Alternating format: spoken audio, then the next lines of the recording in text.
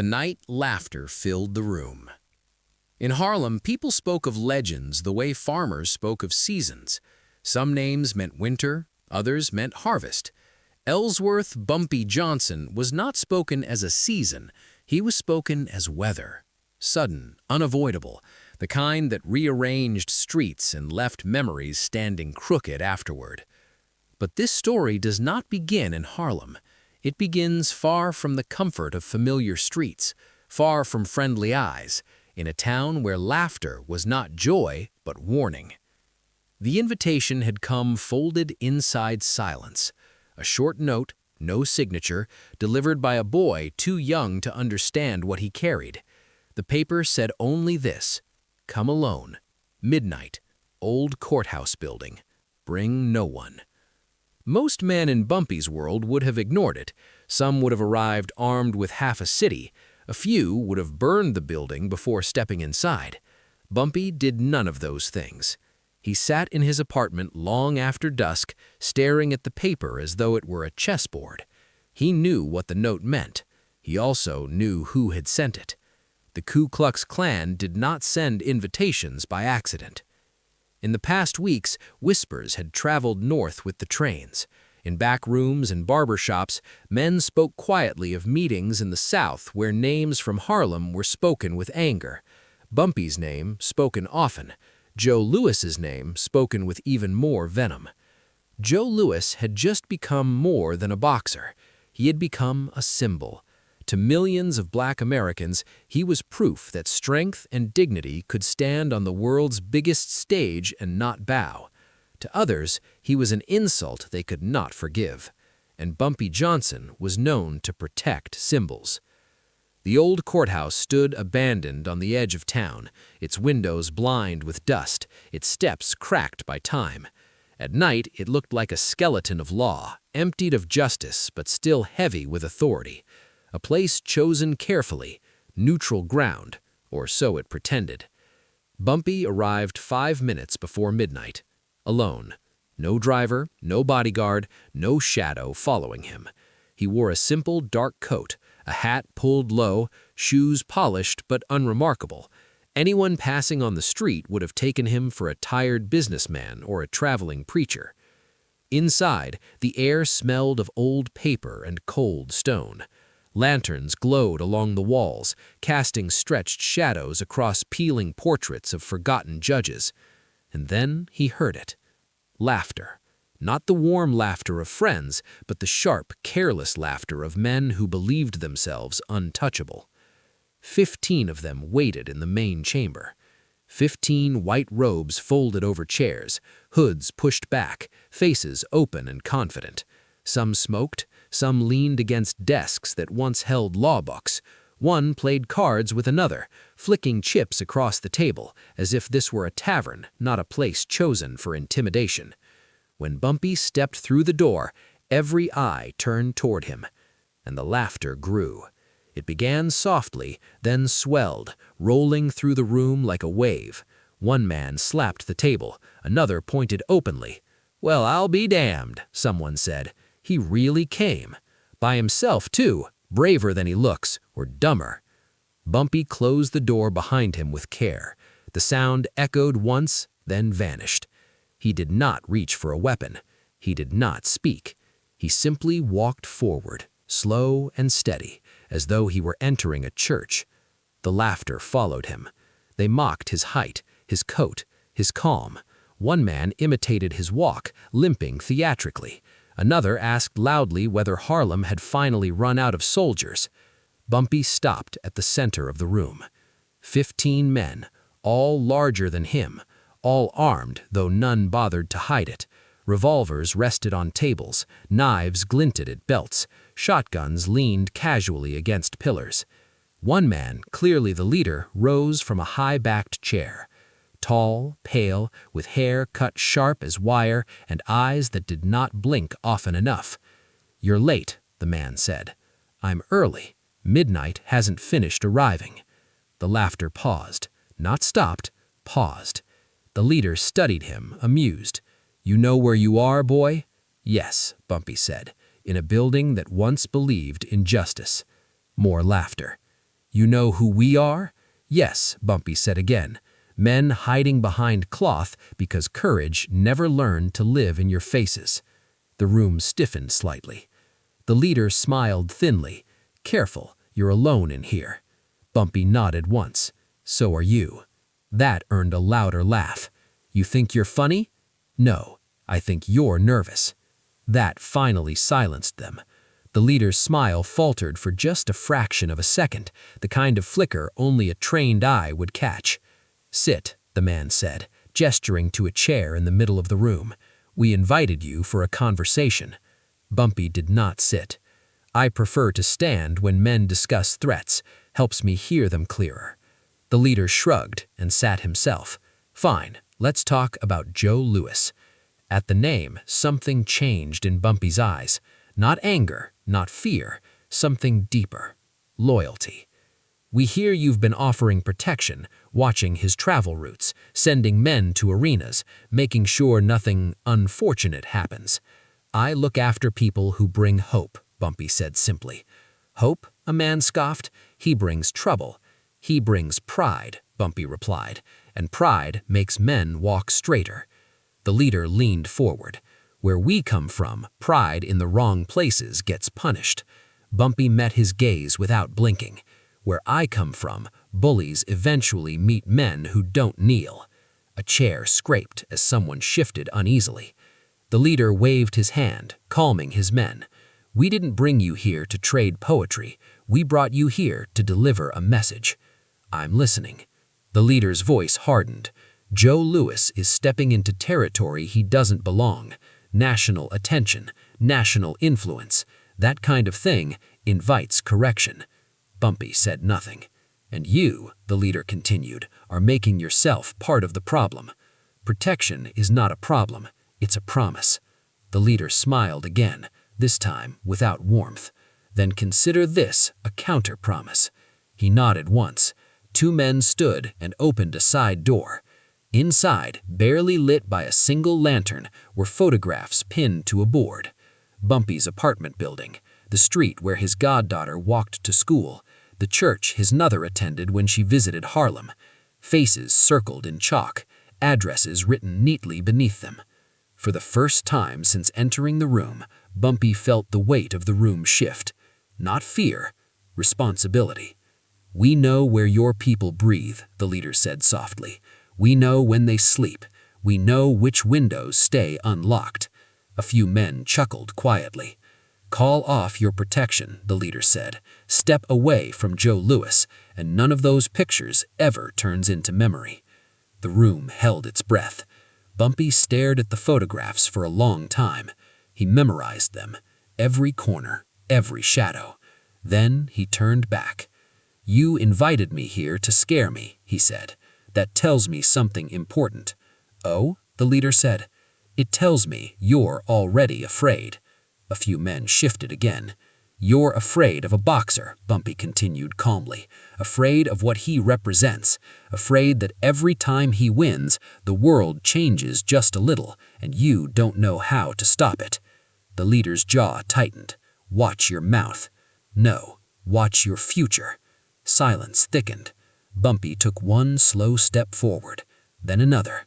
The men's hands moved closer to their weapons. I came alone because I didn't want blood in this building, Bumpy said. But understand something. Harlem does not fight with hoods and whispers. Harlem fights with memory. The leader laughed again, forced. You think you can threaten 15 men by yourself? Bumpy shook his head gently.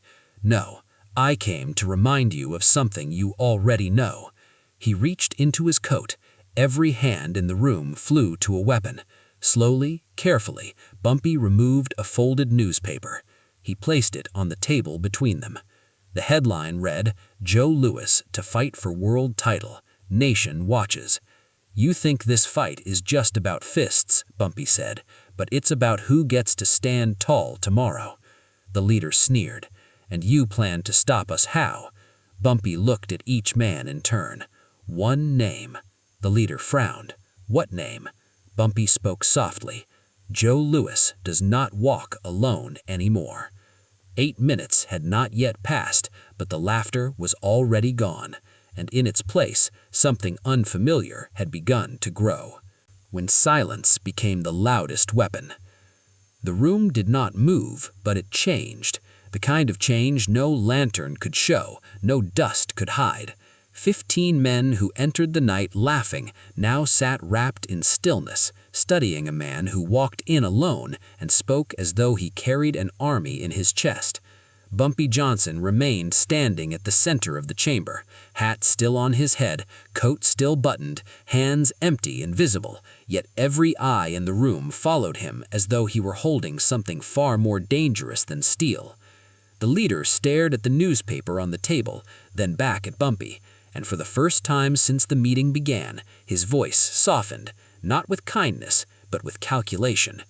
"You think a headline scares us." When the ring became a battleground of destiny. The train carried Bumpy Johnson north through the dark like a thought no one could stop.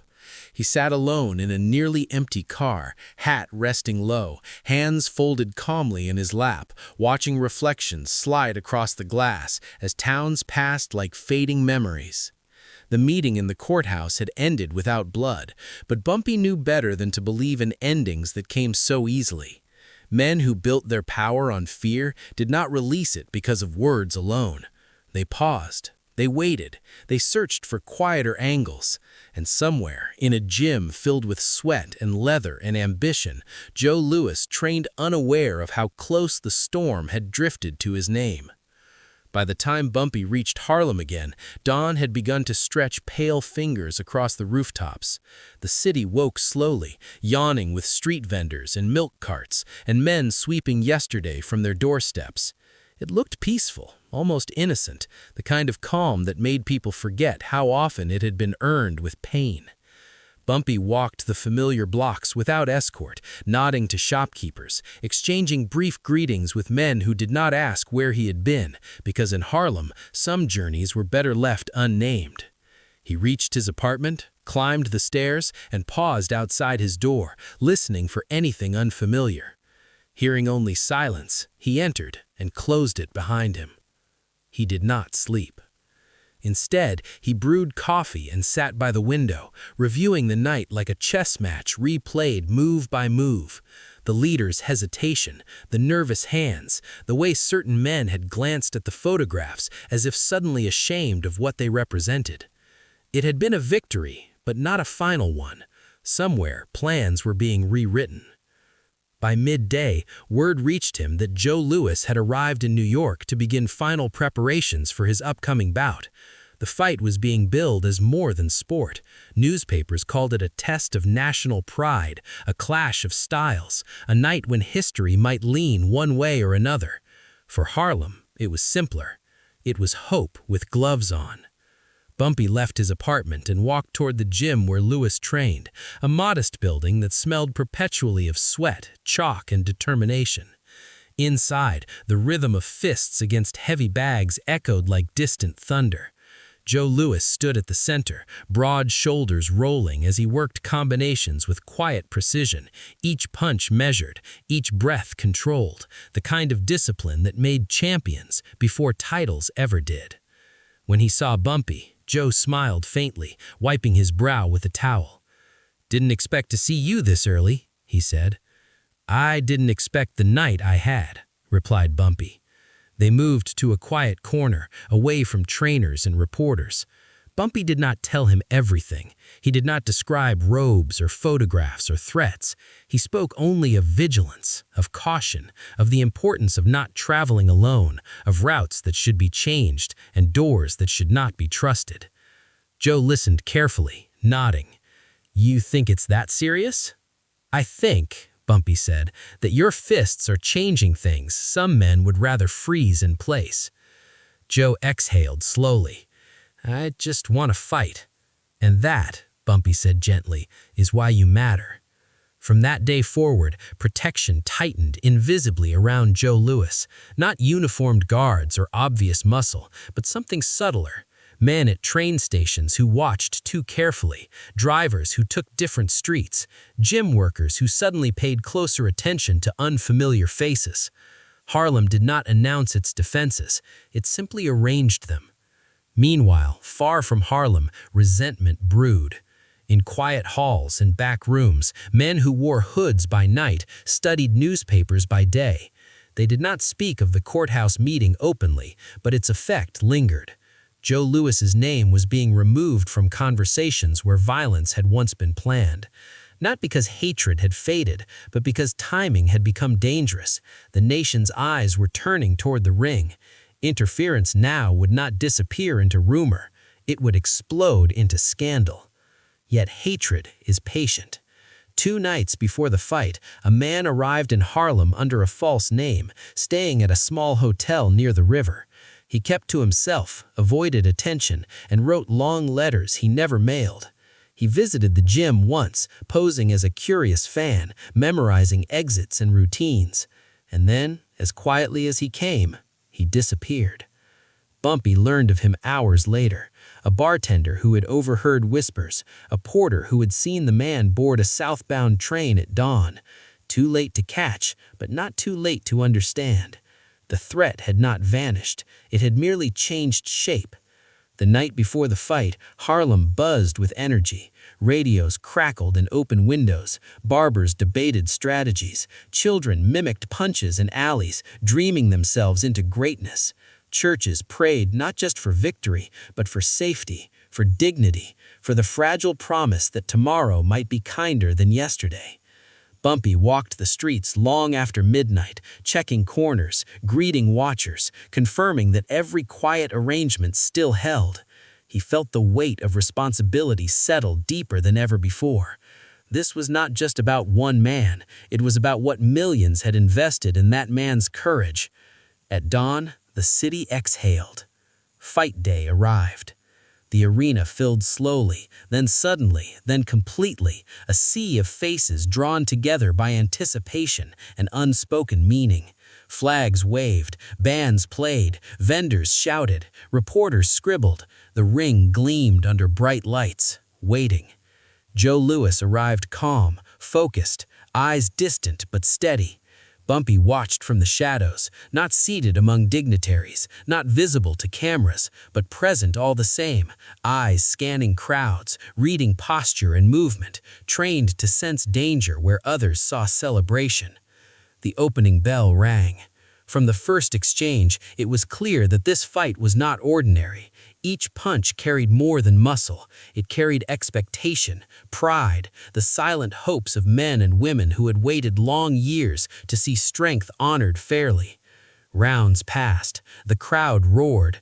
Joe moved like a machine guided by instinct and grace, absorbing blows, delivering answers, never rushing, never retreating too far. His opponent fought bravely, but something larger was unfolding, something beyond strategy, something written deeper than training. In the 4th round, Joe found his opening. A clean combination, a precise strike. His opponent staggered, then fell. The referee counted. The arena held its breath. 10. The bell rang, and the world changed. For a moment, silence ruled, stunned and sacred. Then the noise came, not cheers alone, but something closer to release, the sound of a nation letting go of a small piece of its fear. Joe Louis stood, chest rising, eyes searching the crowd as realization dawned. Somewhere in the shadows, Bumpy Johnson closed his eyes. He did not smile. He simply nodded, because he knew what victory invited: attention, memory, and inevitably, reaction. As Joe left the ring that night, crowned and celebrated, Bumpy followed from a distance, escort unseen, mind already turning toward what tomorrow might demand. Far away, in rooms where lanterns once burned low, men read headlines and clenched their jaws. They had stepped back, they had waited, and now, watching the nation celebrate, they understood something dangerous. The boxer had won. The symbol had grown, and the man who had walked into their den alone had not only protected a fighter, he had protected a future. But futures, like storms, always gather their own opposition, And somewhere, beyond the cheers, beyond the lights, beyond the ring, a final reckoning was already beginning to take shape.